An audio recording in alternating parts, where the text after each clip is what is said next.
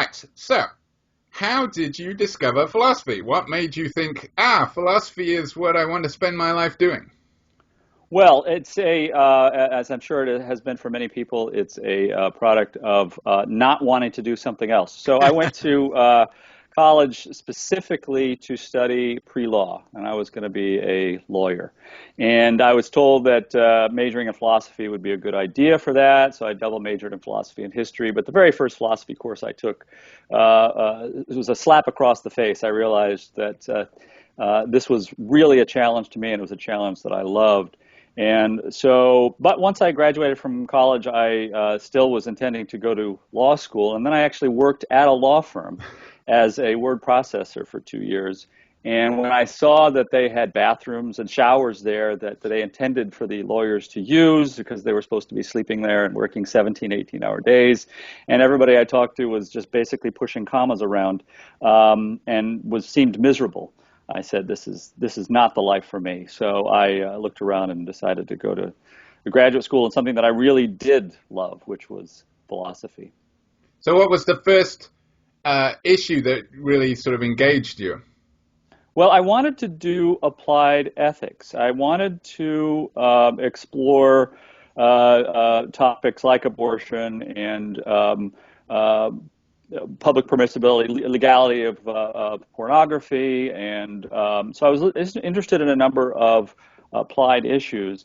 But I quickly realized once I got to graduate school that there were a lot of theoretical issues that I knew nothing about that seemed to ground the work that was being done in applied ethics. And so I got more abstract and finally starting to work my way out of that back into some more applied realm. But that's what I had wanted to do, and to do that I realized there was a lot of background theoretical work that needed to be done if I wanted to do a good job at it. Yeah, you pretty soon.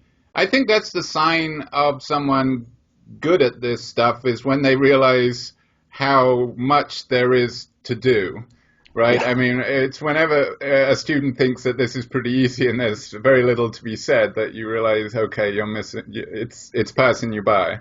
That's right. But when you are confronted with the enormity of things, that So there are two reactions one might have. One is that you have to realize how much more work there is to do, and you plunge quit. into it. The other is to quit. Yes. So there's that temptation often. Okay, so what was your dissertation about? My dissertation was on personal identity. And so I had become very intrigued by that when I had a great professor named Greg Kafka. Everybody who I know who knew him seems to worship the guy. He was just a wonderful man.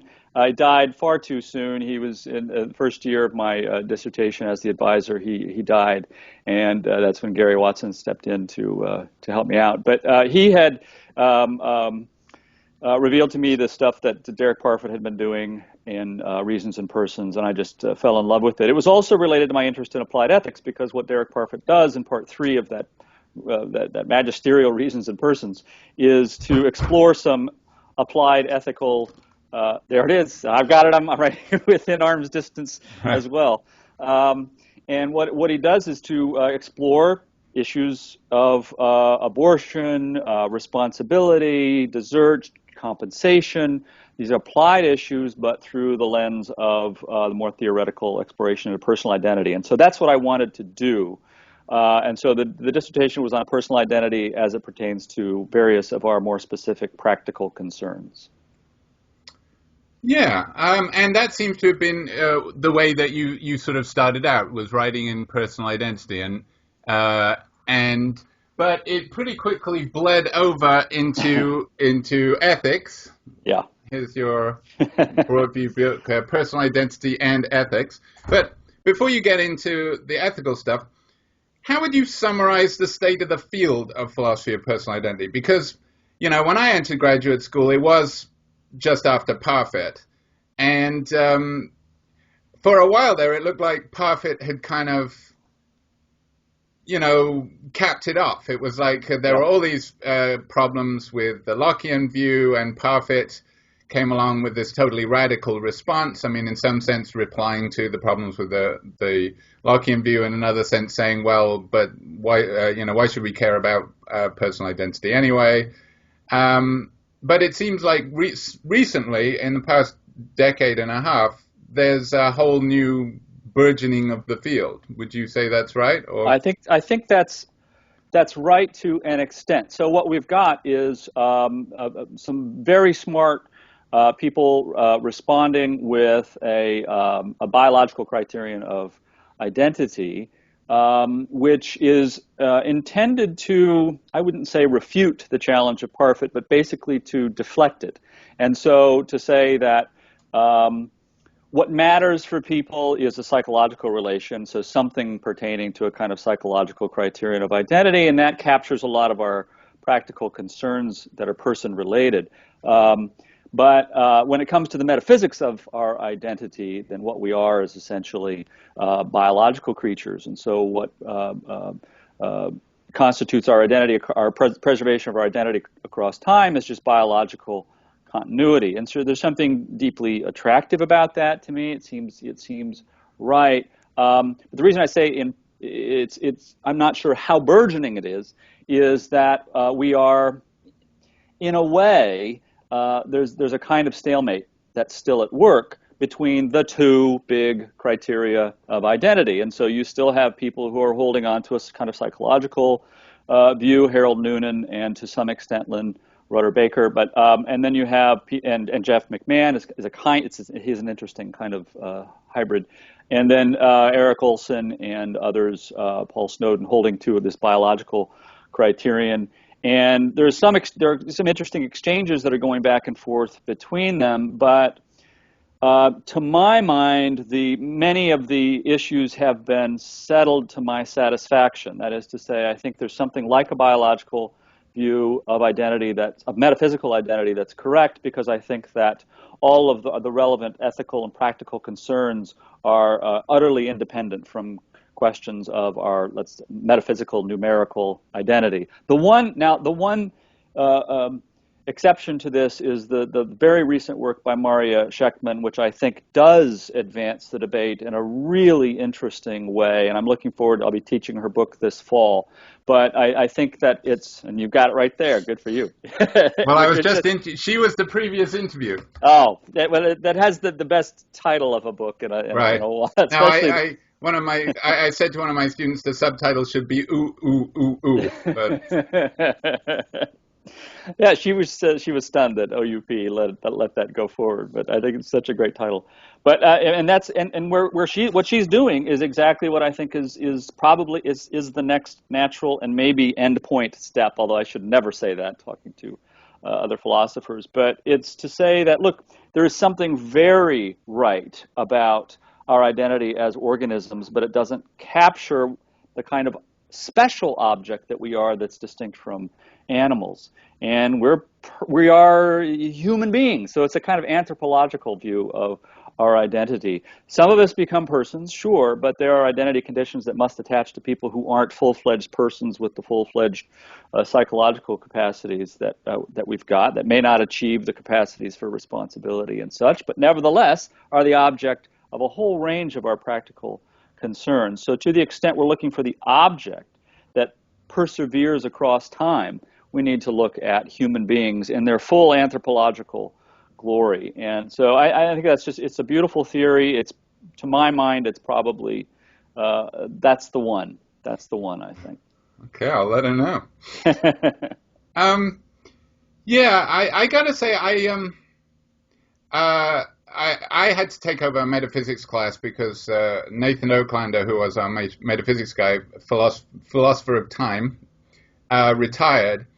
And I understand from the point of view of metaphysics these issues, but it just didn't seem to me that this Olson tries to make this the central issue, and it seems to me it's a parallel issue. And the issues that we really care about are, the things that we say what matters, the responsibility issues and things like that.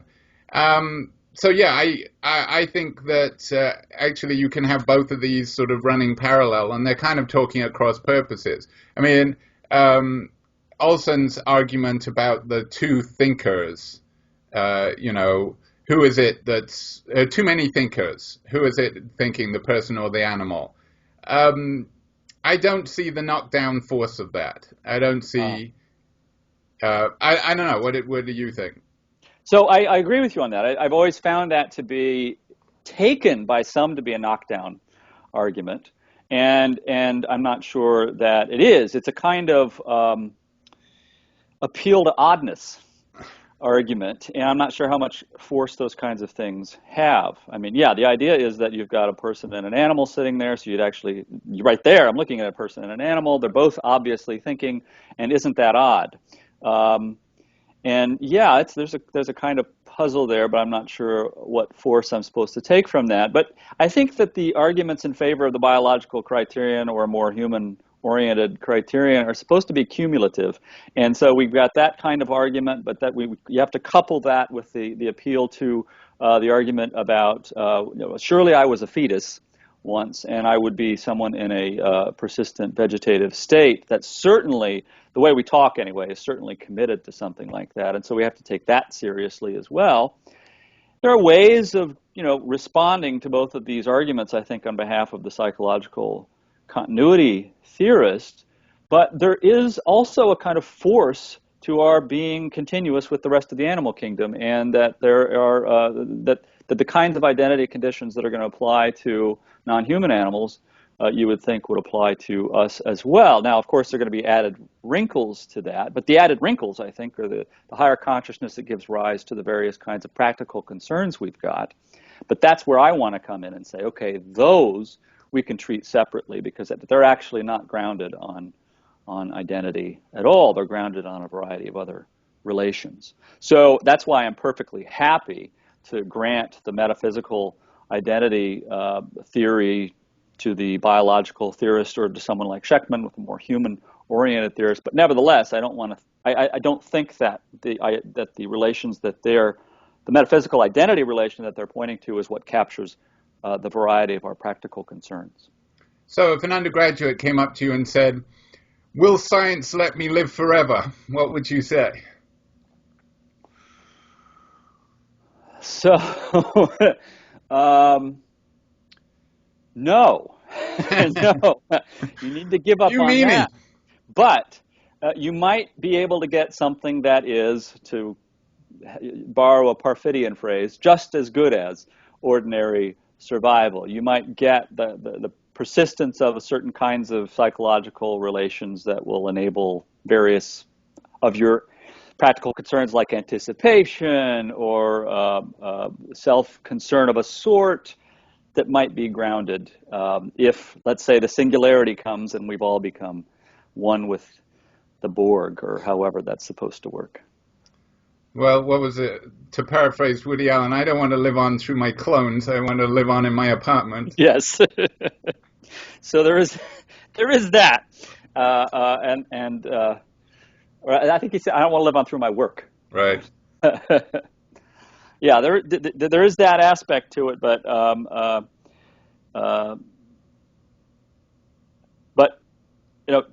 to the extent that there is some kind of sufficient persistence of say your first person perspective somehow, or some entity who seems to remember all your thoughts and experiences, and they were caused in the right way, then that may be sufficient to ground some concerns that we have.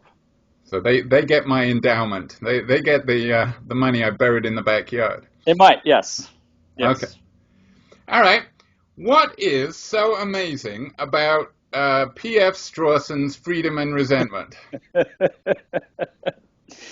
So, as I say in the preface of my book, There's also this one.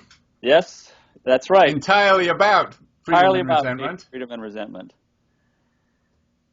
I have often called it the greatest philosophical article of the 20th century. And that's your book? Yeah, and I have colleagues who make fun of me for this, and maybe you will too. You're a fanboy. Yes, I I am. It's really what got me into the realm of the philosophy that I have pursued for the last 10 or so years. When I was, I'm sorry, I just got a Go little ahead. anecdote. When I was starting as an undergraduate, the introductory lecture to everybody doing politics, philosophy, and economics, which was my degree, was given by Strawson, and it was the most boring lecture I have ever encountered. So you're lucky that that didn't happen to you. He was a little old, and he Yeah. had rather a flat delivery, so it probably wasn't his fault. Well, what I think is special about this article is that it was a complete game changer, and we throw that word around occasionally, but this was a genuine game changer for the way philosophy of action and moral responsibility and freedom had been done. In that respect, it's like Rawls' theory of justice, which utilitarianism had been the story of the day until Rawls tried to resurrect a certain kind of Rousseauian Kantian view of political liberalism. For theorists at the time working in free will and moral responsibility, there were just two options, and it was a kind of compatibilism about freedom and responsibility and freedom and determinism that said that the two are compatible, and so what we're doing when we're responding to people with these responsibility responses, like resentment and punishment and so forth, is really just a kind of social efficacy. We're punish somebody, and to that extent, it's going to change the way they think in the future. It's going to deter other people from engaging in these kinds of things. But determinism can be true. It can be completely, their behavior could be completely determined, but that's okay. And on the other hand, you have people saying, well, no. In order for you to deserve punishment, it's got to be the case that you are an agent that is outside the realm of natural event causation. And so these are the only two options. And what Strawson did was present what I think is a genuinely compatibilist view of responsibility. That is that it doesn't matter whether or not determinism or indeterminism is true. It doesn't even matter if we have no clue what determinism is. Instead, by paying attention to our natural human practices with one another, we can see the sorts of things that we are committed to in these responsibility practices, and to question that from outside of the realm of the practices by saying, are they justified? If determinism is true or false, is just the wrong kind of question to ask. So it was revolutionary in that it moved forward a kind of stalemated debate about the relation between freedom and determinism in a very valuable way, and also I think was extremely valuable. It took very seriously a kind of Humean approach to responsibility by paying attention to the real psychological details of the way in which we interact with one another. And so I think a lot of people have found that very refreshing, very insightful, and so it has become certainly the most cited article in this field by far. Which is kind of odd, because when I think of Strawson, I think of him as a philosopher of language. Yeah. I think of his major article as On Referring or something like that. Yeah. And he didn't really make many forays. It's basically twice that he addressed this issue. It also seems to me that it's an article that it's one of those things where I'm not so sure that it was seen as so revolutionary at the time. It seems like it's grown in. People have said, "Oh, look what he did back then." It's like a hit. It got to the top 10, but now, it's like 20 years later, suddenly it was number one. Yeah, that's a nice analogy. It was not cited very much for 20 or so years after its publication. Jonathan Bennett wrote a fairly influential article about it around 1980, I think, and called Accountability, and a few others referred to it. Gary Watson did an interpretive essay on it, I think, in the when was this? Late 80s, 88 probably. And after that, it started gaining a lot more attention. I don't know what the precise spark was, but it was a kind of, maybe it's early social media or something. I mean, you've got to see this thing. But you're exactly right. And there's a biography of Strawson that doesn't even mention his work in Freedom and Resentment. It's all the metaphysics and other things that he had done. He had said, actually, that you're right. He only wrote 2 articles on ethics and responsibility, and basically said, this is all I have to say on it. I don't think it's as hard or as interesting as the work that I've focused my attentions on and in other realms. And Lucy Elias has actually said that he told her that he wrote both of those articles in ethics, including Freedom and Resentment, in one draft. Right. Yeah, Which either Madniger explains a lot. Yeah, it kind of helps. I mean, if you want a paper that people will go back to again and again, don't be too clear, Mm-hmm. Allow for plenty of interpretation. And it does seem to me that part of the paper seems rather dated and of its time, like the stuff about determinism. And that seems to be the stuff that people don't really talk about so much, like the soft determinist versus the hard determinist. It's as if people don't really care about the freedom part, they care about the resentment part. They care about what seems to be influential is his talk about reactive attitudes and his saying it's a pity that people don't talk about the moral sentiments anymore. And people said, well, we shall. Yes, exactly. But you run the risk of saying that, backtrack a little bit. I think the respect in which the features that you're pointing to might be dated for some people is a direct function of that article. So I think that there were lots of people who were convinced by both that and Harry Frankfurt's early work on alternate possibilities that, maybe the freedom or the metaphysics of freedom matters less here than the practices of moral responsibility and the attitudes that we have there.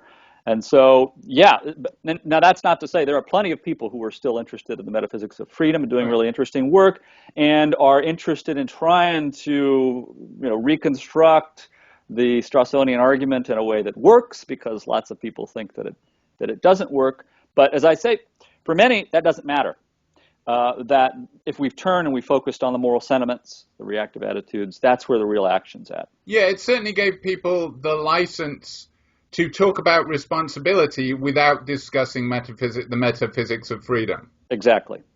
And it's funny, there's such a disconnect between various subspheres of philosophy. So, for example, if you do philosophy of religion at all, you've got to have libertarian, it's taken as a given that you've got to have libertarian free will, or you can't have morality or love or anything like that. I mean, I don't know if that's because of the issue of the problem of evil or whatever, but that's just taken as given, that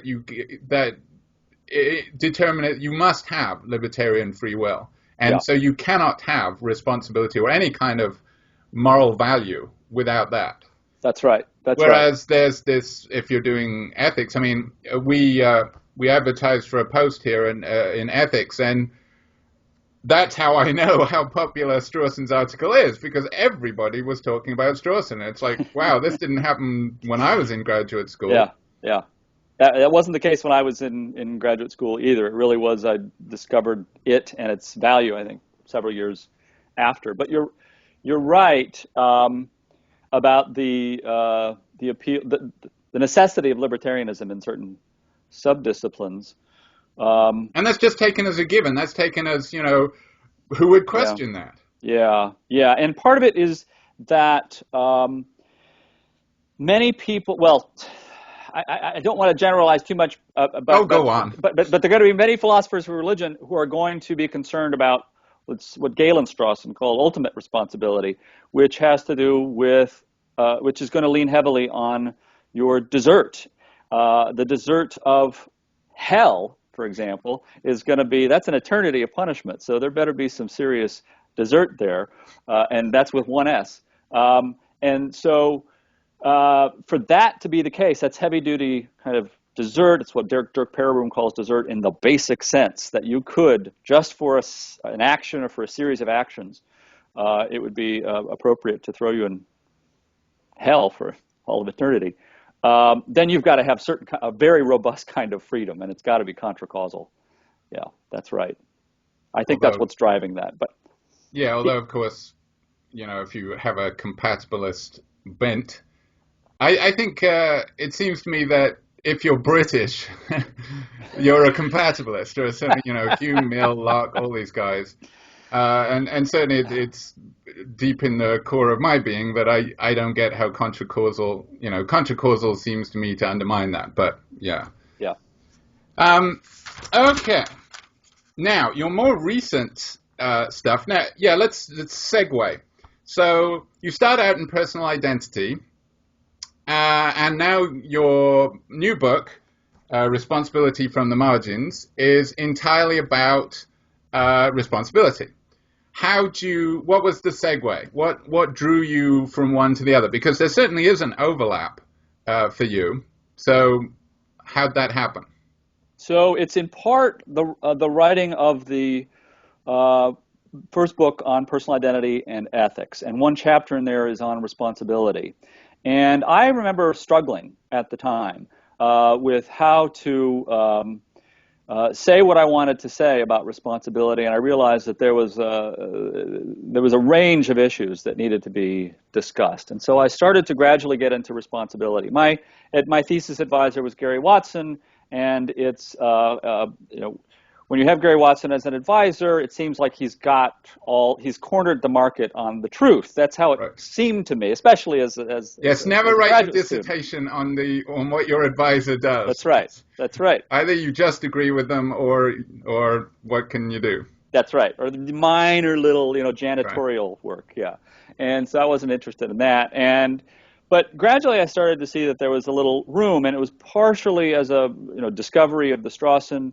A fuller discovery of the Strawson article, and I had started to teach the Strawson article, but also to teach issues in responsibility more generally. And so I then became very interested in marginal agents. And by marginal agents, I mean people who we think have a kind of a foot in and a foot out of the moral responsibility community. And I really found myself drawn in by the case of the psychopath. And so there was a literature that had begun around this time. This is the early to mid-aughts. And I was fascinated by this literature. I won't say any more than this, but a psychopath entered my life in a certain way. And so I became personally invested in this literature and thinking my way through the issue of, well, is this kind of person who has some clear incapacities but who is also clearly seems cruel and manipulative responsible? And from there I started to think about, well, what about other kinds of marginal agents, those with intellectual disabilities, those with individuals with autism? And so there was a paper that I wrote in 2007 where I tried to explore some of these issues for accountability. And as I thought more and more about it, it became clear to me that what was being forced upon me was a kind of a pluralism about responsibility, that there are multiple types of responsibility, and our responses to these marginal agents, I think, reveal that to us. So it started with the thoughts about personal identity and responsibility. As you say, that's still there, in part because one realm of responsibility has to do with attributing certain character traits to us, and character traits require a certain kind of persistence across time. And so the issues are absolutely related.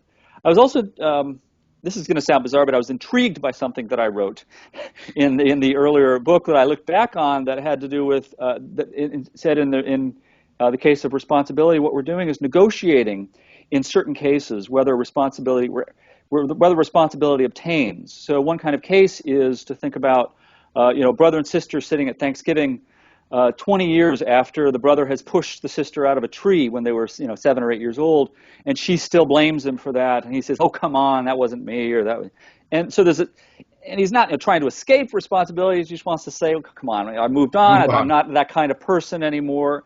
And I wonder, how do we resolve this issue? And the thought is, well, maybe we're talking past one another in a way, or that she's appealing to one kind of responsibility, he's appealing to a different kind of responsibility. And so it was those kinds of thoughts that raised the issue. Maybe we've got a multiple kinds of responsibility at issue here. Yeah. Now, what's distinctive about a Strawsonian approach is it says, let's focus on what we do. Let's look at what we do. Let's look carefully at, the feelings that we have towards other people. Now, of course, a critic of that approach is going to say, well, we're stupid, right? We don't know what we're doing. We're wrong about so much. Why should something so important as responsibility? Certainly, if you're in the philosophy of religion and you're looking from a God's eye point of view of what people deserve, why should we care about these kind of responses? Because, for example, you see people react totally inappropriately, it seems, to children or to autistic individuals. They have the same feelings. They do resent them. But we want to say, yes, you have those feelings and they're misplaced. And the reason why they're misplaced is because they objectively don't have the capacities that are required. So isn't there, and I'm pushing this as a critic of this approach. I'm not saying I'm a critic of the approach, but a critic of the approach would obviously say you shouldn't start with the feelings. Right. So that's absolutely the right kind of a worry to raise here. And so there are many things that need to be said. One is that for a Strawsonian theory to be at all plausible, you can't just be doing ethnography. I'm not just surveying the landscape of our responses and we say, and now we're going to build the contours of responsibility directly from those responses. There's got to be some normativity built in there. So we can say of someone exactly as you put it, well, no, you're just wrong to respond in that way to a child or somebody who is severely intellectually disabled or autistic.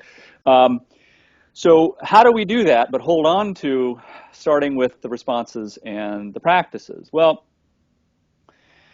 one argument in favor of starting with the responses is that distinct from many other fields in philosophy, I think the study of moral responsibility is so inexorably intertwined with our responses that you've got to appeal to them on some level, and some fundamental methodological level.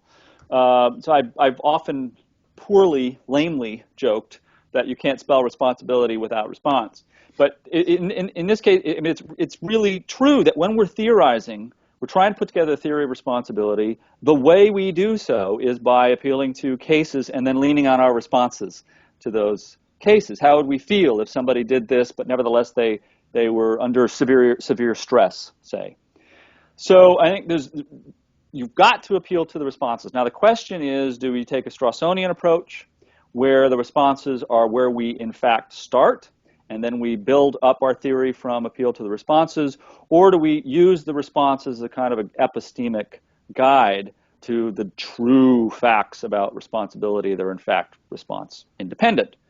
I try to stay neutral on that question in the book and just want to say that regardless of which way you go, you've got to take the responses seriously. Now, we don't just take the responses seriously. It can't be that we just take a poll and find out how people in fact respond. Instead, we've got to have some account of what makes the responses fitting, what makes them appropriate, what are the correctness or incorrectness conditions of those responses. And to do that kind of work, it's difficult And that's actually the project that I'm working on now. But I think what we need is simply that there are certain kinds of responses that we recognize generally to have a certain kinds of constraints on them. And if we can't precisely identify, what exactly those constraints, those normative constraints are, we can get a rough picture of them, and that may be enough to enable us to move forward and theorize adequately about responsibility. Well, what would you say if someone had said, but wait a minute, by using that very term fitting, aren't you implying, well, that the most important standard is the objective one? It's fitting when they have the appropriate features. So it's the features that come first, not our response to them. Yeah, so this is exactly the project I'm working on now, and I'm very excited about it. So I want to run an analogy in response to humor. So what is it that makes something funny? Think about the variety of things that counts as funny. So we've got slipping on a banana peel, a pun, a good pun, a 10-year-old boy, two 10-year-old boys farting, two 10-year-old boys laughing about the fart that they've just. All of these things are hilarious. It can be somebody falling down. It can be a well-crafted joke. It can be people's bad reaction to a well-crafted joke. So I'm thinking of The Onion had some headlines about Harry Potter being Satanist, and that was hilarious in and of itself. But then what's also hilarious is that there were thousands of people who took that seriously and forwarding it to their friends and telling them not to read the Harry Potter books. That is hilarious too. Okay, so we have this huge range of things that we find funny. Now, what unites them all under the rubric of the funny? Well, there are a variety of theories, and I'm just going to really gloss over that they all have counterexamples. There, I've said it. And so one plausible response to the fact that they've all got these kind of counterexamples is that, well, what unites them all under the rubric of the funny is that they are all just things that we humans tend to laugh at, tend to respond to with amusement. Now, not everything that we respond to with amusement is funny, and some of the things we don't respond to with amusement are in fact funny. But we've got ways of talking with one another about this, where we're appealing, where people have bad senses of humor, people have good senses of humor. And so, but this is a matter of some negotiation with one another, trying to identify what it is that in fact is appropriate to respond to with humor. Now, here's the way that structure would go. We've got what counts as funny is fixed, is determined by our range of amused responses, suitably constrained in some way. You've got to have a good sense of humor, right? You've got to have a sophisticated sense of humor and certain kinds of understandings of the world, blah, blah, blah. And then what that kind of sensibility responds to is what counts as the funny. Now, that has an objective status at that point, so that when you fail to laugh at what that thing is, I can say, but it's got that thing. And when I appeal to that thing, it sounds response independent. But what put that thing in the realm of the funny in the first place was that it was the sort of thing to which our sophisticated humor sensibility responds to with amusement. The exact same story is going to go with responsibility. So take something like anger, which we think is a blaming response when it's constrained to other agents. So the way this story would go is that the sorts of things, so think of the variety of things to which we tend to respond with anger. So it can be, somebody stepping on your foot, somebody looking at you in a certain way, somebody treating you with condescension, somebody harming their child. Somebody saying disinterested when they mean uninterested. That's going to be a clever kind of attempt at a counterexample. I get you, Simon. But so there are a variety of things here. And so what unites them all under the rubric of the anger-worthy, of the blame-worthy? Well, there are various theories. There are reasons responsiveness theories, there are deep self theories, there are quality will theories. And I think each of them has certain counterexamples in the same way that the various objective theories about humor do.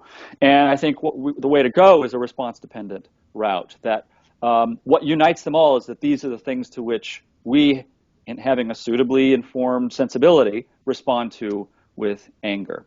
So maybe you could say that what you're advocating is kind of a reflective equilibrium. Like we identify, we're going to say, okay, we're going to examine humor. So what's funny?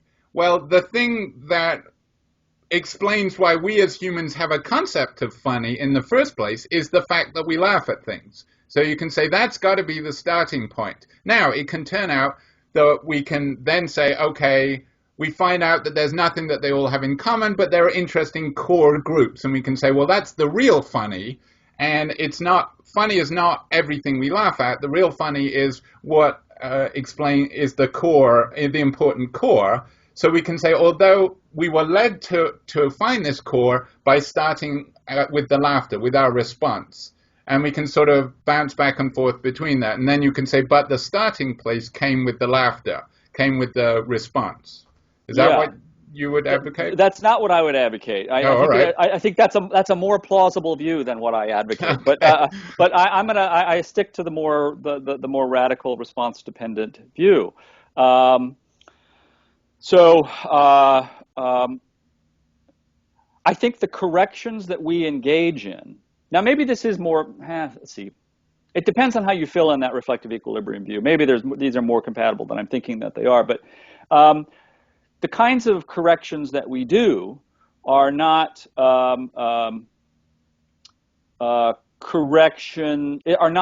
corrections toward a core. Even though some people have thought this. So here's an example that Michael McKenna gives that is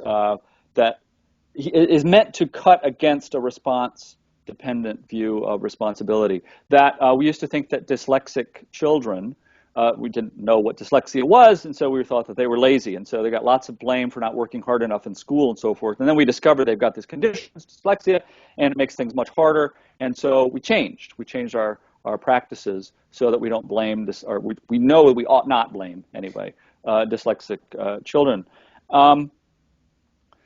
So the thought behind that might be that, what we're doing is engaging in a kind of reflective equilibrium. Maybe we see that we respond to a certain kind of feature of people, but then we're correcting when we find out that these children don't exhibit that feature or something like that. What I would like to say instead is that what we've identified as a pure product of appeal to our responses is something like quality of will. And I think that fractures into multiple ways, but let's say in the case of the dyslexic children, that they didn't exhibit a certain kind of quality of will. That remains fixed, and then we discover certain facts about them, and we realize, oh, okay, they weren't expressing a nasty quality of will or a lazy quality of will, and so the attitudes that we would have thought to be appropriate to quality of will, to their poor quality of will, are no longer fitting. Now that hasn't changed at all what the target of our responses is. Instead, it changes our responses in light of certain empirical facts. So I would want to say that not just the core, but what counts as the range of the responsible, the blameworthy, is entirely a function of our various attitudinal sensibilities. And any corrections that occur are going to be in light of new facts, new empirical facts. But would you, it seems like you want to say, when you say our responses, you want the responses, one way in which you could say that the responses can be sort of criticized is by focusing on a sort of species level of response. So you could say, your response is wrong because it's not the typical human response. So that seems right to me, and that's why I want to focus on a very distinctive subset of emotional responses that are responsibility-y. And I want them to be, these are the universal human sentiments. So it's anthropocentric, absolutely. It's relative at that level, at the species level. Like Hume. Yeah, that's right. Okay, so maybe this would be a good time to have you lay out your tripartite theory. Yeah, and, not in, 30 seconds. Sure, no problem. So Most people, when they are exploring the nature of responsibility and blameworthiness, are appealing to, as Strawson did, a very tiny subset of our responses. And they're usually the triumvirate of resentment, indignation, and guilt, with occasionally gratitude, but mostly focused on the negative and mostly focused on a very small subset. So the first thing to do is to identify there's a much wider range of emotional responses that we have to people's expressions of practical agency, which is what I'm thinking very roughly as the rubric of responsibility. And so these include things like, of course, resentment, indignation, and guilt, but more generally anger, gratitude, esteem, disesteem, approval, disapproval, pride, regret, admiration, disdain, contempt, and the many, many others. Then what I attempt to do is identify the sort of universal syndromes. And it seems to me that there are three distinct categories. And these are pairs. So admiration and disdain, which are universal, and what I'm thinking of pancultural here, universal sentiments, admiration and disdain, and in particular, a version of admiration and disdain. So I need to back up and say something very quickly about the nature of emotions. Generally, they have a kind of triple syndrome. They include typically a kind of affect, an associated thought, not a judgment necessarily, but an associated thought, and then most importantly, a motivational impulse. And so I want to define these emotional universal sentiments in terms primarily of their motivational impulse. And so the motivational impulse that's definitive of admiration of a particular sort of other agents, namely, is a kind of motivation to self-improvement or emulation. Disdain, again, is a kind of improving myself or not being like that motivation. That's one pair. The second kind of pair is regret and pride. These are first personal. I can talk about that aspect of it if you want, but these are universal sentiments. And regret, for example, is its motivational impulse. It goes to trying to change my judgmental policies in the future. So I regret something where I made a poor decision or made a bad judgment.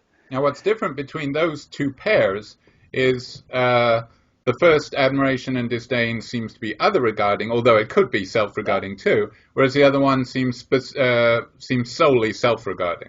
That's right. That's right. And I think that's the one to focus on, but there are third personal analogs that go to, because I think the first personal form of it gets at something that I think is really interesting, namely we're targeting a particular kind of judgment about the worth of various reasons. But I think there are third person analogs of that,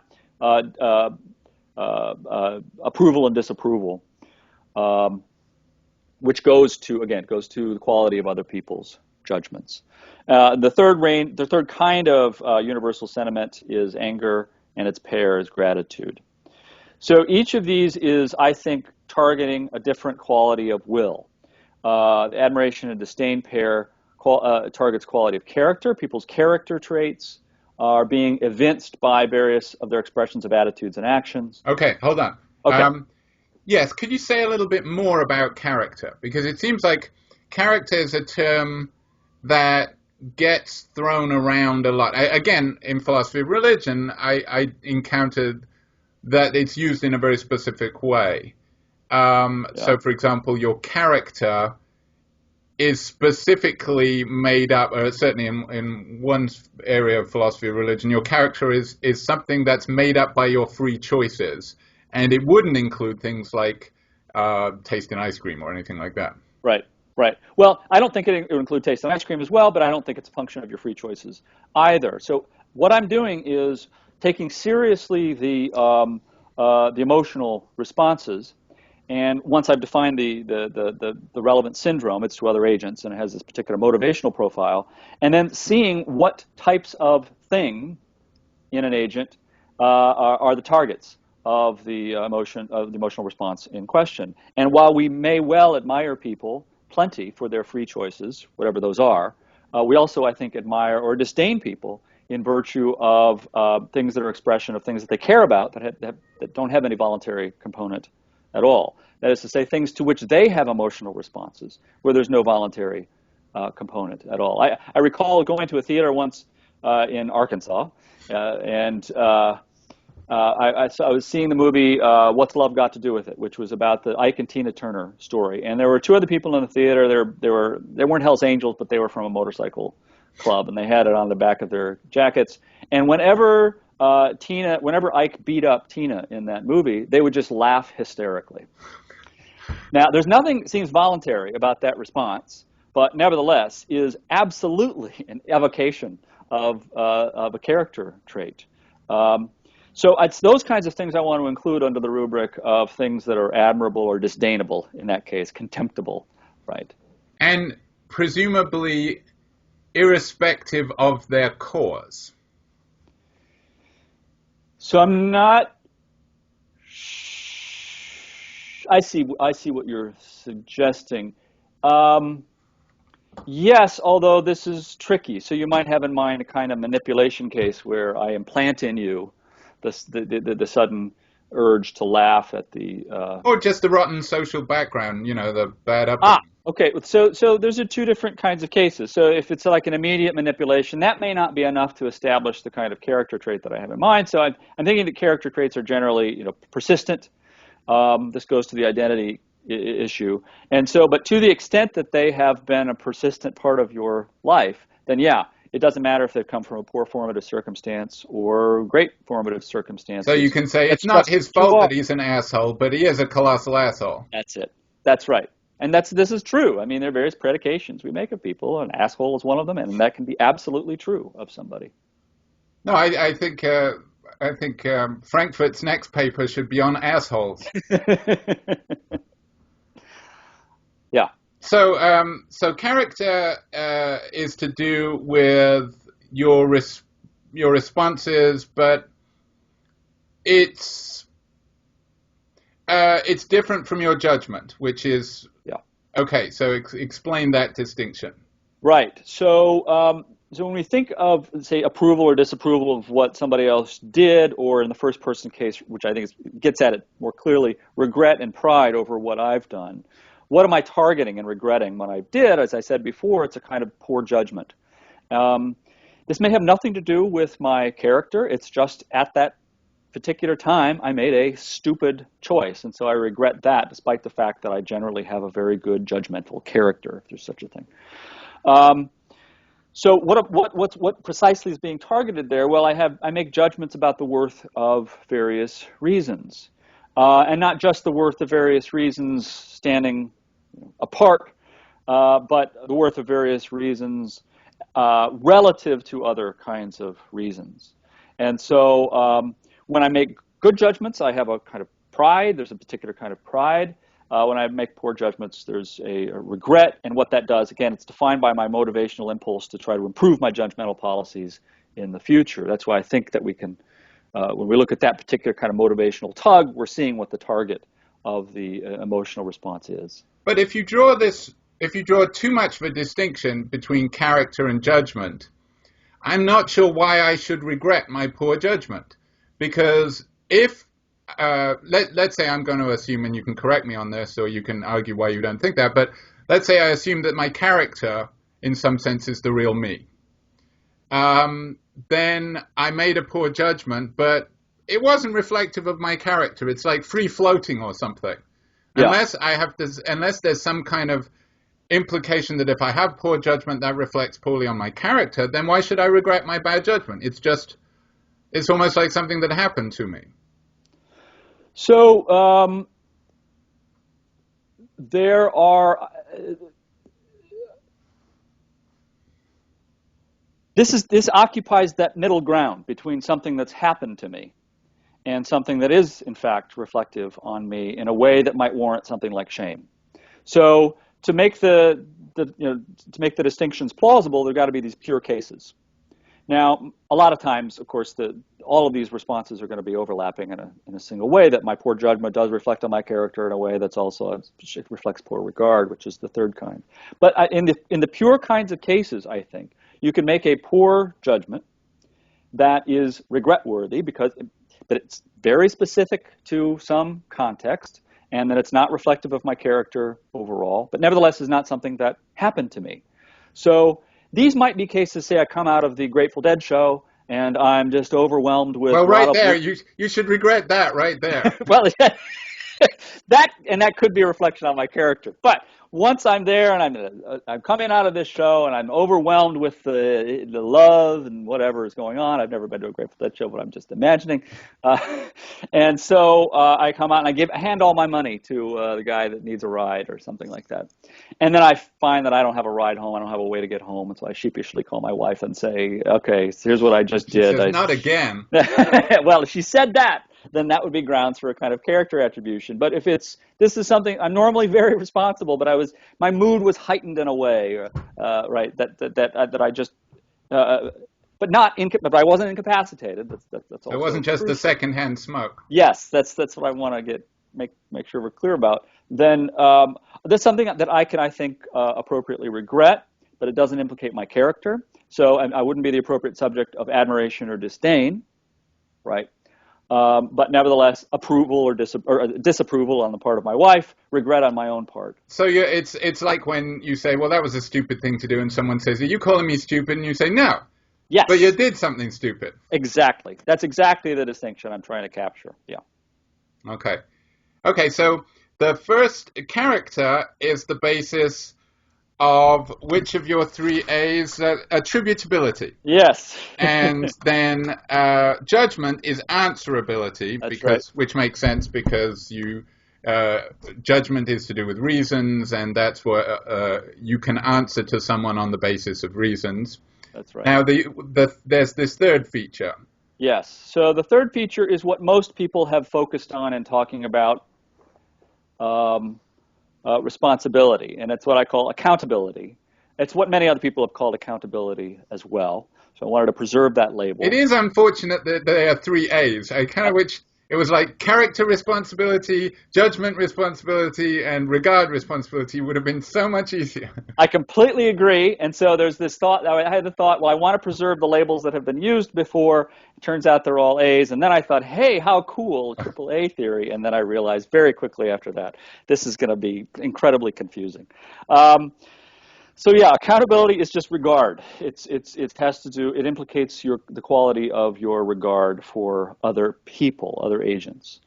The emotions, the sentiments that are implicated here are anger and gratitude. That's the universal pair. And anger targets poor quality of regard. Gratitude targets good quality of regard. So what does that mean? Quality of regard. It's not judgment. It's not character. Instead, it's a particular kind of perceptual stance that you take or have toward other people. And really what it implicates is whether or not you're taking people seriously. So it's somewhat hard to explain. I'll try to get to it. There are two kinds of regard.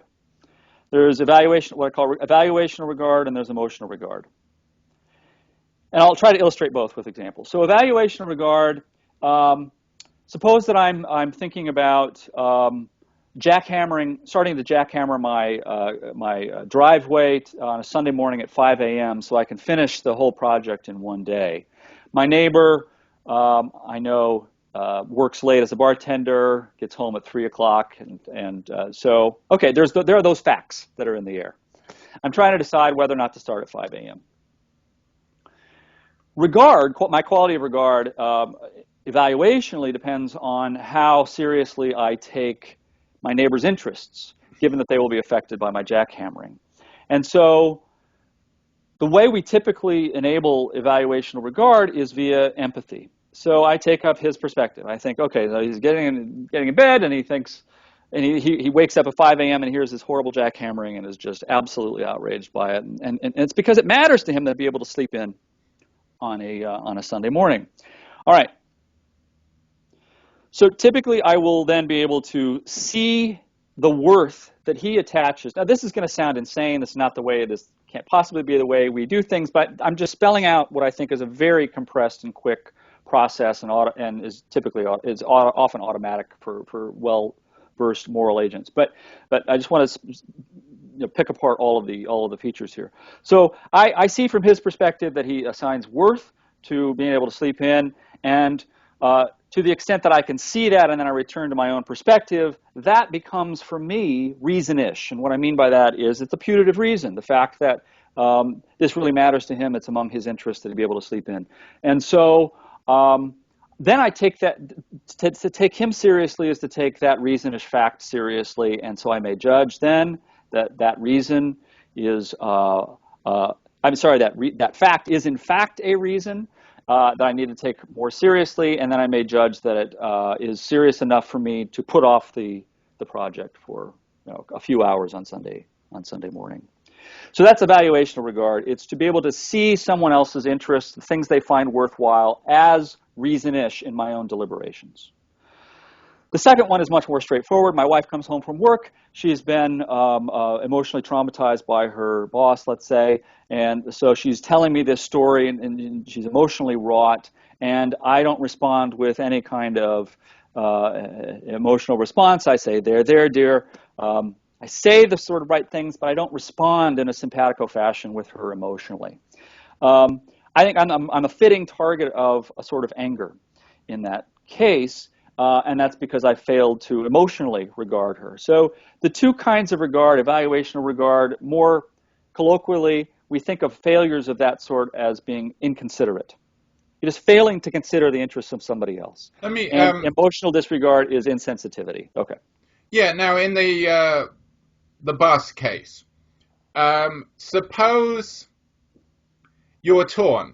Suppose you are also a boss. And you can kind of see his or her point of view. Let's say it's a him in this case. So you can say, you can kind of see his point of view, and that's sort of why you're not responding in the way that she wants. Now, are you wrong not to override that? Are you wrong not to just to have this automatic response of getting in rage? Oh, yeah, no. In other words, is it your failure to put yourself entirely in her shoes? But, because I think that happens a lot when people say, actually, I kind of see, and that's going to make the person you're talking to even more angry when you get all reasonable with them. That's right. So, fortunately, this is not a work in normative ethics, so I have no answer for you. But what I'm trying to do is figure out what is going on when she responds with anger here, and to the extent that we think that it's fitting, then what has to be targeted is my emotional insensitivity. Now, it may be that is tempered by my thoughts, my taking up the perspective of her boss and so forth. And so these are the kinds of things that we're negotiating when we talk to one another or when we get angry at one another, where we think that the anger is unreasonable. But it may also be a function of my ability to step into the perspective of the boss's shoes evaluationally. And so here we've got a really interesting case where my evaluational regard for her boss is in tension with my emotional regard for her, and that's the kind of torn that I'm feeling. Because my regard can split in a couple of different directions. It's like a question of, it becomes a question of loyalty then. It seems like your empathy, your empathy shouldn't be applied to her boss because all your empathy should be applied to her, and you're being disloyal in taking his point of view. Yes, and this is the way in which I think the tripartite theory, if it's right, can capture all the nuances of these deeply interpersonal exchanges. Because what she may realize is that I'm perfectly, my failure to be emotionally simpatico with her is perfectly appropriate with respect to her emotional trauma, but it reveals a character trait such that she may have kind of contempt for me or disdain for me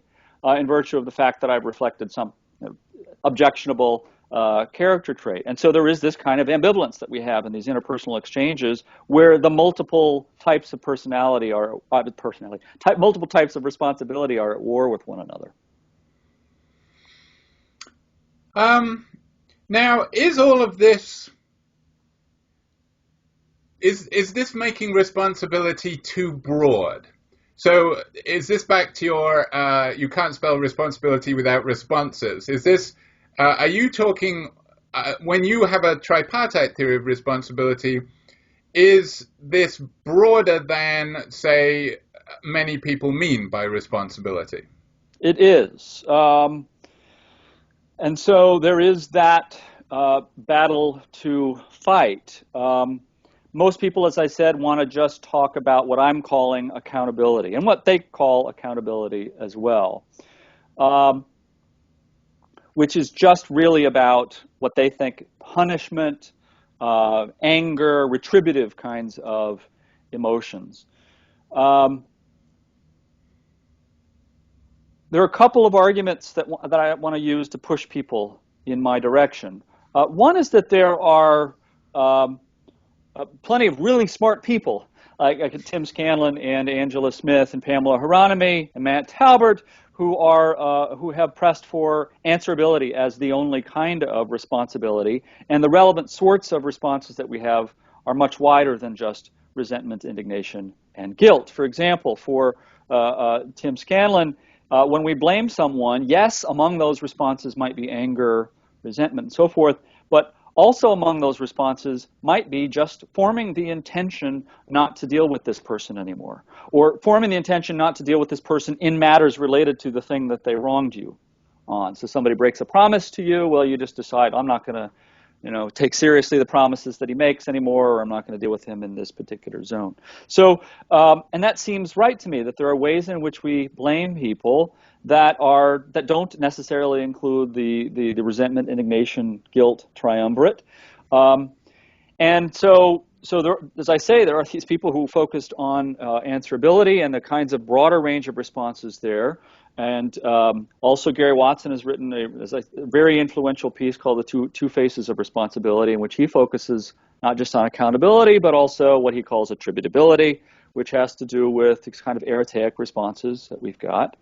There are some people who say, look, I think Julia Driver is one. There are others who say, look, the kinds of erratatic responses you're appealing to, admiration and disdain, yeah, sure, they go to something we'll call moral appraisability, which is what Hume called it, but doesn't go to accountability, and so not genuine responsibility. And my thought there is why?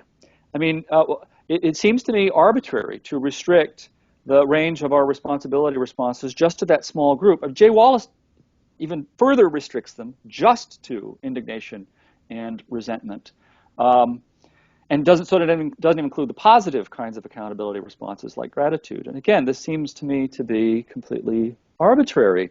What reason do we have to exclude these as among the responses that we have to other people's expressions of practical agency? So I'm urging that we take seriously the broader range, and I think that there's not a reason to restrict them. Now, some people will want to respond to that, well, look, there's some of these responses implicate things that aren't up to us in a way that we think is what the core of responsibility is about. And so I have a variety of things to say about that, which we can talk about. But anyway, I've gone. Yeah, I mean, your book is called Responsibility from the Margins, and as you say, you think that it's a sort of the key to unlocking responsibility is to look at marginal cases of where we feel ambivalence. If the psychopath, mildly intellectually disabled individuals, and autistic individuals that are ambivalent. We feel ambivalent responses to them, and you want to analyze the ambivalence as, well, maybe we're not getting all of the three, but we are getting one of them. So we want to say that this kind of response is allowable and, defensible, right, even if it's not the other two aren't defensible. So, for example, with the psychopath, you say that a talk that you gave at Flint was from anger to disdain. So you say anger is not justifiable. That implies accountability, and the psychopath is not accountable because of their various deficits. But disdain is appropriate because their character genuinely is flawed, and this is our response to their character. Right. So Well, perhaps you could say, why is it that anger is not appropriate for a psychopath, but disdain is? So say a little bit about psychopaths. So I'll say a little bit about them after saying a little bit more about accountability. So the way we get to uh, uh, genuine regard for other people is it's enabled by empathy. There's evaluational empathy, there's emotional empathy, and that tracks the two kinds of regard. And I think that psychopaths are not accountable in virtue of the fact that they have severe deficiencies, if not complete disabilities, in their empathic capacities. Their emotional incapacities are fairly well known. I mean, they're very dulled for anything other than the most basic emotional responses. They tend not to care about much of anything. And so that they could take up your emotional perspective and feel alongside you in a simpatico way is quite unlikely. Now, I should preface all of these marginal cases by saying that all of them are on a spectrum. And so here I'm talking about a kind of paradigm case of a psychopath who scores over a 30 on the Hare checklist of psychopathy. So somebody who's genuinely psychopathic, and so is really not going to, or full-fledged, I should say, and is not going to feel emotional empathy. Whether they can feel evaluational empathy is an interesting question, but also I think the answer is no. Whether or not they can take up your perspective is not at question. They, in fact, can take up other people's perspectives. So they've got a theory of mind. They're able to understand what other people are going through. But this is why there's an additional step required for evaluational regard, which is to be able to see others' interests as worthy of pursuit from their perspective. And I think it's that psychopaths can't see. And the reason they can't see that is that they just don't see worth generally. And this comes out in the rampant prudential impairments. So they pursue one thing and then another. They flip from job to job. They make a fortune and then they lose it. They make a fortune and then they lose it. Those who aren't in prison. Or they go to prison, they get out. They go to prison, they get out. And what I think this strongly suggests is that they're incapable of seeing worth in their own pursuits. They see no worth anywhere. And so to the extent they can't judge that others' pursuits have worth either, then they're incapable of the kind of evaluational regard that's required, in my view, for taking other people sufficiently seriously. So if you can't take someone else sufficiently seriously, then anger is just not appropriate. This is reflected in the kind of pointlessness that you might feel in expressing your anger to a psychopath. It's puzzling, it's amusing to them, but it's not something that they can take seriously. So they never get angry at themselves, presumably. So there is a kind of anger that they feel, but no, they don't get angry at themselves, from what I understand. But they can get angry at other people, and they do have flashes of anger at other people. So something matters to them, but they only get angry when other people are kind of not taking them seriously in a way, or as seriously as they think they ought to be taken. So they have very strong desires to do things, and if they feel that people are blocking them from being able to do those things, then they have a kind of anger. It's not the kind of anger, I think, that we have towards other agents. So I mistakenly just said when they think others aren't taking them seriously. I don't think that's the right way to describe their kind of anger. I think their kind of anger is towards others as frustrators of their pursuit of goals. It's not towards others as disrespecters of them. But the biggest frustrator of their goals is them. Yes, that's true. And they don't get angry at themselves for frustrating their own goals. That's right. So I need to be very precise in my language here, and I've probably been a little too sloppy.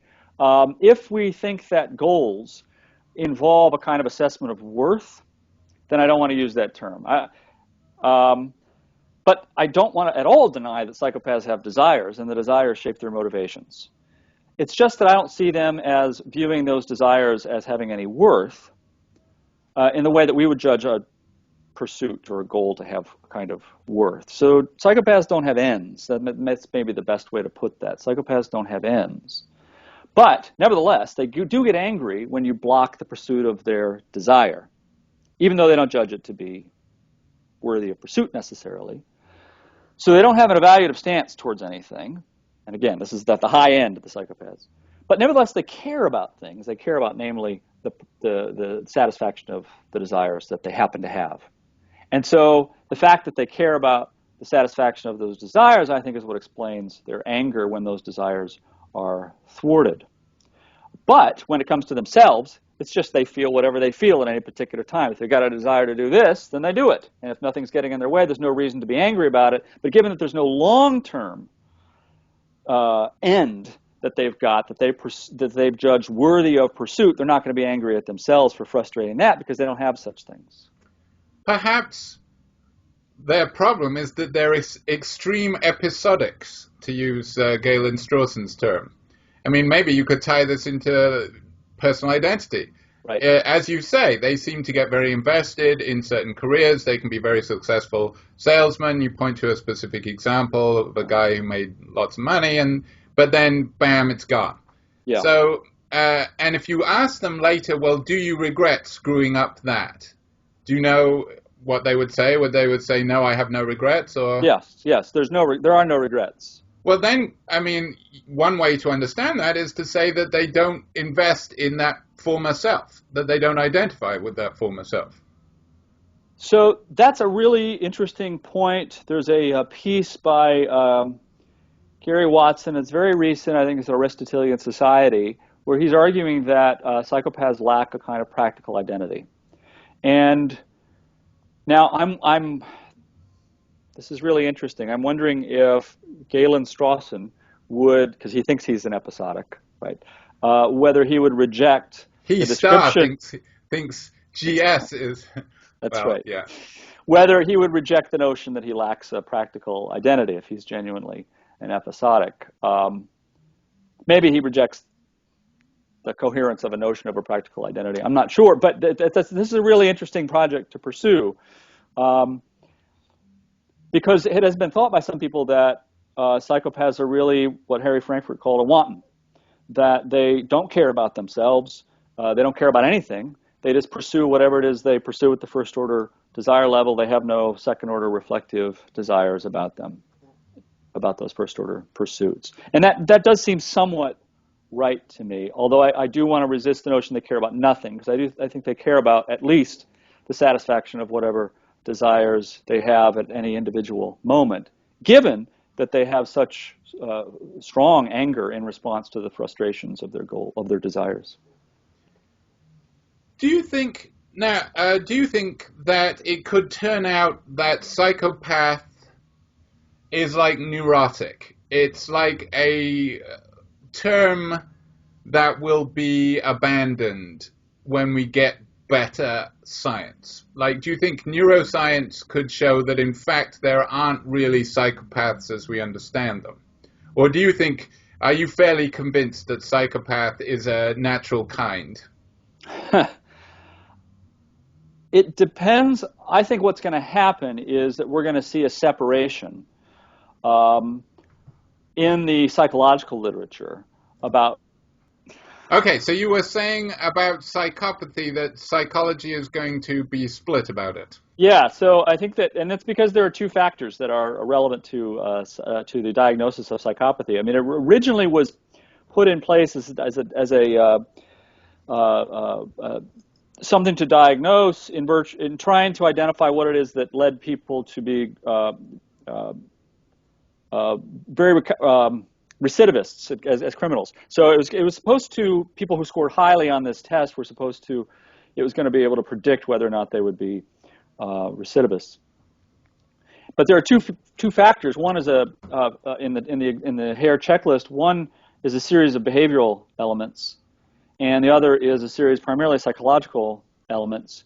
And the latter includes things like lack of empathy, callousness, lack of remorse, lack of regret, these sorts of things. And I think what's going to happen is that the antisocial personality side of it, which is what explains why lots of folks are in fact in prison, is going to be the focus. And that will split off from the factor one features of psychopathy, which are those more psychological features, and the ones that these are the kinds of individuals that philosophers, for example, are more interested in, and they tend to, and those who are very high on the factor one scores, who are callous, lack of emotion, but don't have the behavioral issues, tend to be what they call successful psychopaths, and so are out and about in the world, not in prison yet, anyway. So I think what's going to happen is that they will split, but in that split, it's still going to be a tricky issue whether the factor one psychopaths are going to constitute a natural kind, which was your original question, because it's not entirely clear what kind of person that would predict. So I'm not sure. I think the jury's still out on whether psychopathy is going to last or become, as you say, like the neurotic. Yeah, I mean, I'm wondering do you think that it'll map onto a part of the brain? Because, as you know, I've just been sitting through a discussion of mirror neurons, which at one point, before Greg Hickok wrote his book, were considered to be like the basis of empathy or something. And maybe the suggestion was that autistic people or psychopaths might have damage in their mirror neurons. But he doesn't think that's going to work for various reasons, but it might turn out that there is some part of the brain. Or do you think that even if there is no part of the brain that it maps onto, it's a I don't know, recognizable enough deficit that we can say yes, that's I think it's recognizable enough of a deficit that it's very likely that there's a particular part of the brain that it maps onto, and I think like the work of James Blair is honing in on those particular neurobiological features. That there does seem to be a relevant sort of deficit that might be able to, in a unified way anyway, explain many of the factor one features, and so the lack of empathy, the callousness, the shallow emotional affect, the impairments in responding to fear, so they do skin conductance tests, and the things that would frighten most people, there's no real response that they have, or very limited response. So they're looking for ways in which all of these impairments, disabilities are probably going to map onto a particular location or small subset of locations. Now I don't know if you watch the BBC show Sherlock, but in one of the early episodes, somebody calls him a psychopath, and he says, "No, I'm a sociopath," or something like that. But you, as far as I understand, that distinction no longer is respected? It's not really used. Most people have gravitated toward psychopath. It was never entirely clear what the distinction was supposed to be anyway. And at least for psychologists who are using the term, despite the fact that it's not in the DSM-5 yet, it's almost invariably the term is psychopath. So that's what most people are going with now. Maybe it's like Asperger's versus autistic, which has also disappeared in DSM-5. Yeah, that's right. That's right. Okay, tell us about, I don't know if you say it this way, NOIR, New Orleans yes, no Workshop. No war. NOIR, there you go. New Orleans Workshop on Agency and Responsibility. Yeah, this fall will be the third. We put out an invitation for abstracts for papers in the November of the previous year, and then usually get about 150 abstracts, and from that, 9 are chosen to present. We've got 2 keynote speakers this fall, Julia Driver and Dirk Paraboom, and the theme is anything in that's pertaining to agency and responsibility. And so we're really looking for people across the disciplines that are interested in these issues. And then the papers are collected every other year and published in the Oxford Studies of Agency and Responsibility.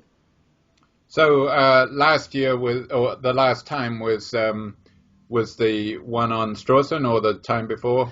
So that turned out to be a supplemental volume that we did in between the normal biennial No War. That was it was a conference that they did at William and Mary that Neil Tognazzini and Justin Coates had put together on the 50th anniversary of the article Freedom and Resentment. And so we collected those papers and put them out. Yeah, and the third official volume of the second official volume, third volume really of Oxford Studies should be out any day now. It's from the conference here in New Orleans in 2013.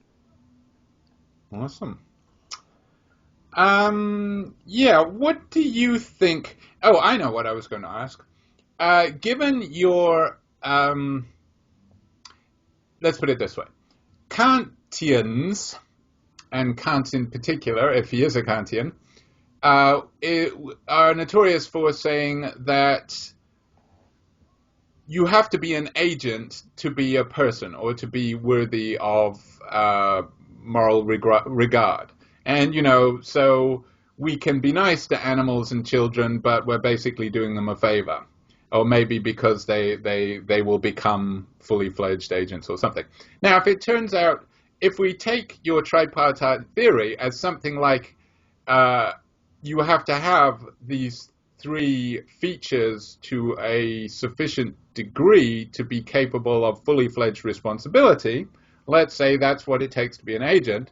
So, does that mean someone like a psychopath, in some respects, doesn't deserve moral regard? Maybe we should say they lack certain rights, or we don't have to regard them as morally on a par with regular folks who meet all three criteria.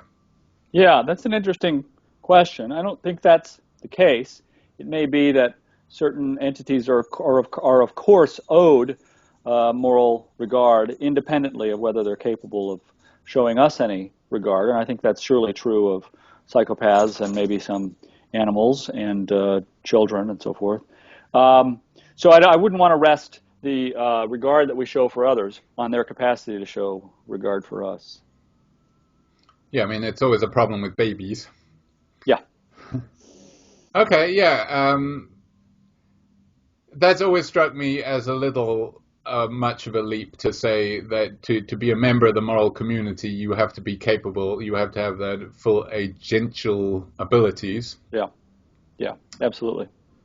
All right, what do you think, given how you were drawn away from an actually contributing career to become a philosopher, what do you think is philosophy's role in the public sphere?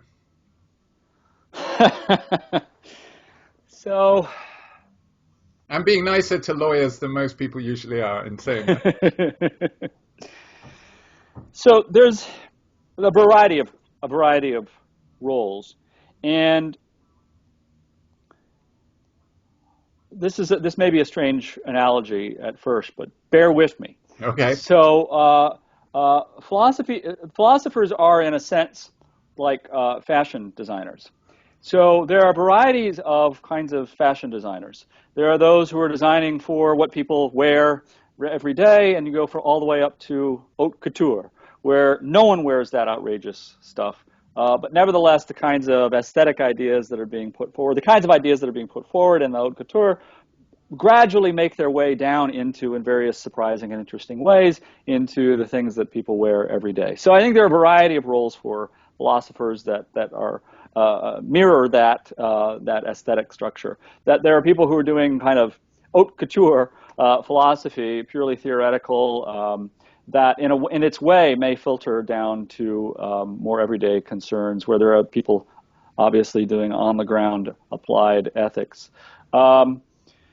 So the role that philosophers ought to play with respect to the public, I think, is going to depend on what it is that what interests that they have. That's not to say that they won't ever contribute to the public, even if they're doing that kind of pure theoretical stuff. But I think that we, especially those of us who are doing ethics, even if it's of a more theoretical bent, do need to speak out more because we have things to say in the public eye. And this is happening, and I'm very excited to see this happening in some of the articles in the New York Times, The Stone, and some of their op-ed pages. These things have been occurring in a way that's exciting to me, or there are various blogs that have gotten some public traction. Part of the issue is that there are certain areas in applied ethics, for example, which would be the natural zone for philosophers to contribute the most, where I think philosophers themselves view the issues in question as so settled as to not warrant, there's no need for us to talk about it. And that's just false for the general public, and I think that there could be great value in contributing what the reason why many of the philosophers think these issues are so settled to more of the public square. But like what are you thinking of? Well, I was thinking in particular of something that Jeff McMahon said about gun control. I mean, I think amongst philosophers, for example, this is thought to be fairly settled. Of course, there should be serious restrictions in who can own guns. Well, amongst everybody except the United States, I think. Well, that may well be true. And there are very good reasons for it that can be given, but as I say, lots of philosophers just think, well, there's no reason to talk about this. It seems like a dead-end issue. Or until very recently, same-sex marriage was thought to be such an obviously supportable right thing to do that amongst philosophers that people had stopped teaching it in their courses, and they were talking about how for the last 5 years, lots of people haven't even taught it anymore because they think there just aren't any good arguments on the opposing side. Well, bring those to bear to the public, and I think that could be a very valuable service. Talk about why you think all of those arguments are really bad arguments. So don't you sometimes feel, though, that arguments are never going to do anything? It's what changed things in now. Gay marriage is one of those things that amazes people of our generation because it happened so fast. I mean, when I was in graduate school, when I was a TA, the idea of gay marriage becoming legal within 20 or 30 years would have been bewildering. But and I think it's more to do with social media, reality TV, stuff like. I think, like for example, on the one hand, it seems kind of obnoxious that Caitlyn Jenner is getting all this press because I mean, haven't we had enough of the Kardashians, and now we have to respect one of them?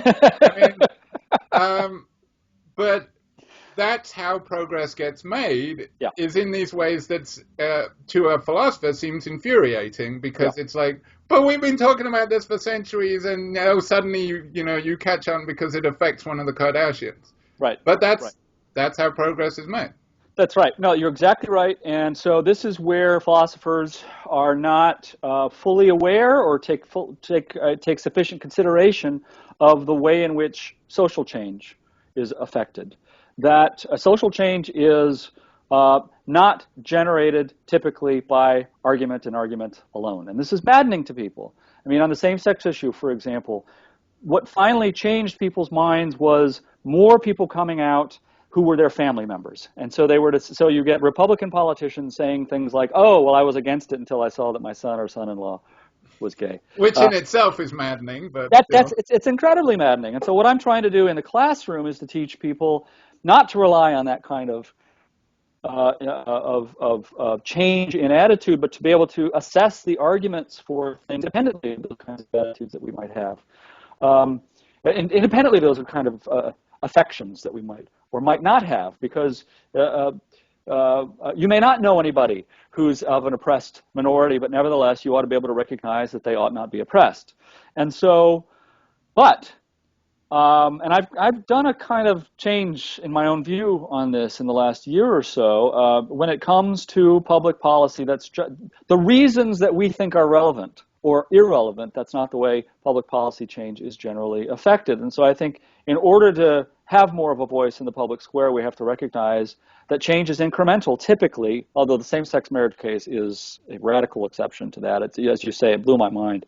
But most change is fairly incremental. The conservative, however bizarrely some policy has come into effect, as most of our policies are, it's typically a result of crazy history and negotiation between parties and legislators and so forth. We have to recognize that that's the case. For example, that there are no good reasons that differentiate drug use from alcohol use, right? For why one should be legal and one isn't.